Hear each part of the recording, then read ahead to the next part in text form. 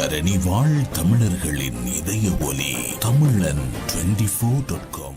இந்தியாவில் நடைபெற்ற நாடாளுமன்ற பேரணி, மோடியை மன்னிப்பு கோர வலியுறுத்து. நாஸ்கா கூடுகளுக்கு மேலே பறந்த விமானம் விபத்து, 13 பேர் பலி. பாதுகாப்பு வாக்குறுதியிலிருந்து பின்வாங்கிய ட்ரம்ப், உக்ரைனை தாக்கிய ரஷ்யாவின் 27 பாலிஸ்டிக் ஏவுகணைகள். தமிழக முதல்வர் விஜய் பெங்களூரு வர வேண்டாம், கர்நாடக மாநில முதல்வர் வேண்டுகோள். இஸ்ரேல் மிகவும் மகிழ்ச்சியாக இருக்கிறது, ட்ரம்ப் தெரிவிப்பு. சீனாவில் புதிய தகவல் தொடர்பு தொழில்நுட்ப சோதனை செயற்கைக்கோள்கள் விண்ணில் ஏவப்பட்டன.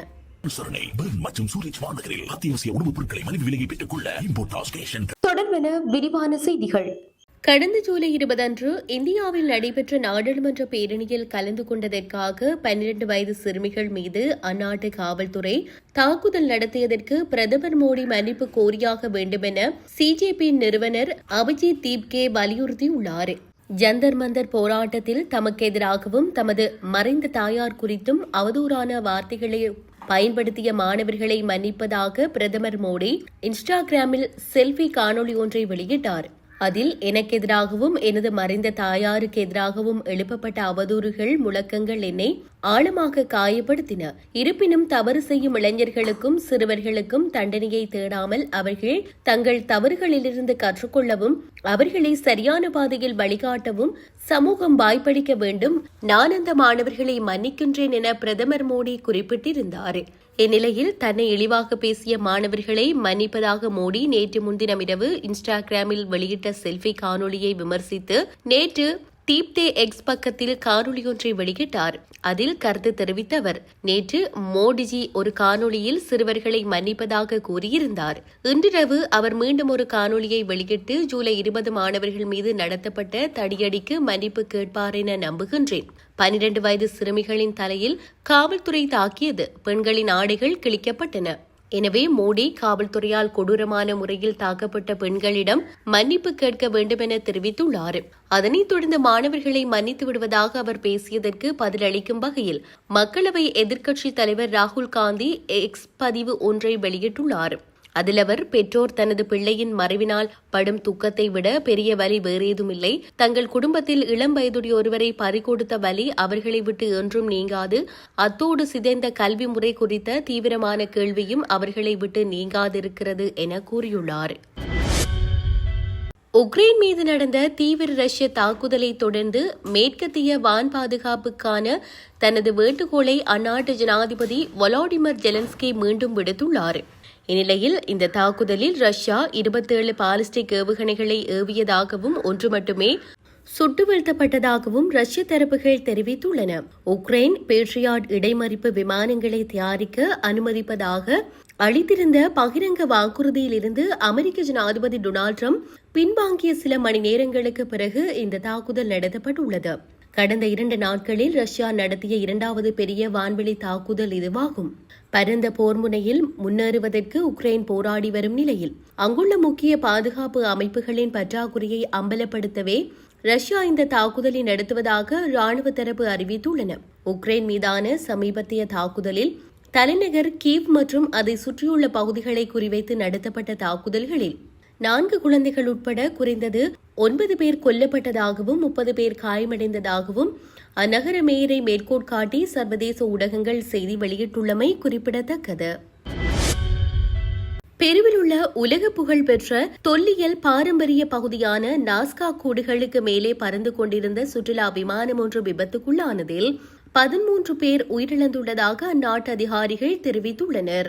செஸ்னா கராவன் C-208 வகையை சேர்ந்த விமானமே இவ்வாறு விபத்துக்குள்ளானதாக தெரிவிக்கப்படுகிறது. இதில் 11 சுற்றுலா பயணிகளும் 2 விமானிகளும் பயணித்திருந்தனர் என்றும் உயிரிழந்தவர்களில் 2 ஜெர்மனி, 2 ஸ்பெயின் மற்றும் 7 இத்தாலி நாட்டை சேர்ந்த சுற்றுலா பயணிகள் அடங்குவதாக பெருவின் அரசு செய்தி நிறுவனம் தெரிவித்துள்ளது. இந்நிலையில் விபத்திற்கான காரணம் இதுவரை உறுதிப்படுத்தப்படவில்லை. இதன்படி விமானம் பெருவின் பிஸ்கோ விமான நிலையத்திலிருந்து புறப்பட்டு உள்ளூர் நேரப்படி பிற்பகல் 1 மணியளவில் புவெப்லோ வியஹே பகுதியில் விபத்துக்குள்ளானதாக தெரிவிக்கப்பட்டுள்ளது. கர்நாடக மாநிலத்தில் பதற்றமான சூழல் நிலவுவதால் தமிழக முதல்வர் சி ஜோசப் விஜய் பெங்களூருவுக்கு வந்தால் நன்றாக இருக்காது. இதன் காரணமாக அவருடனான சந்திப்பை ஒத்திவைக்கின்றேன் என கர்நாடக மாநில முதல்வர் DK சிவகுமார் தெரிவித்துள்ளார். காவிரி நதிநீர் பங்கீடு மற்றும் மேக்தே நாட்டு அணை விவகாரம் தொடர்பாக கர்நாடக முதல்வர் DK சிவகுமார் மற்றும் தமிழக முதல்வர் விஜய் இடையிலான உத்தியோகபூர்வமான சந்திப்பும் பேச்சுவார்த்தையும் எதிர்வரும் 3ஆம் தேதி பெங்களூருவில் நடைபெறுவதாக இருந்தது. இதற்கு கர்நாடகாவில் உள்ள பாரதிய ஜனதா கட்சி மற்றும் மதசார்பற்ற ஜனதாதள கட்சி ஆகிய எதிர்க்கட்சியினர் கடும் எதிர்ப்பு தெரிவித்து வருகின்றனர். மேலும் பல கன்னட அமைப்பினரும் எதிர்ப்பு தெரிவித்து போராட்டத்தில் ஈடுபட்டு வருகின்றனர். இந்நிலையில் பெங்களூருவில் செய்தியாளர்களை சந்தித்து அம்மாநில முதல்வர் DK சிவகுமார் தெரிவித்ததாவது: காவிரி விவகாரம் தொடர்பாக தமிழக முதல்வர் விஜய் அவராக முன்வந்து சந்திக்க விருப்பம் தெரிவித்தார்.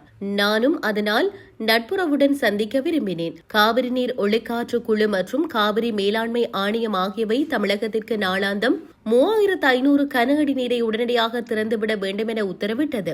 இதற்கு எதிர்ப்பு தெரிவித்து பெங்களூரு, மாண்டியா ஆகிய பகுதிகளில் போராட்டங்களும் ஆர்ப்பாட்டங்களும் நடைபெற்று வருகிறது. இதுபோன்ற பதற்றமான சூழலில் விஜயை சந்திப்பது பொருத்தமானதாக இருக்காது என கருதுகிறேன். எனவே எங்களுடைய சந்திப்பை சிறிது காலம் ஒத்திவைக்குமாறு அவரை கேட்டுக் கொள்கிறேன். காவிரி விவகாரத்தில் இரு மாநிலங்களுக்கிடையே எந்தவிதமான கசப்புணர்வும் ஏற்பட விரும்பவில்லை.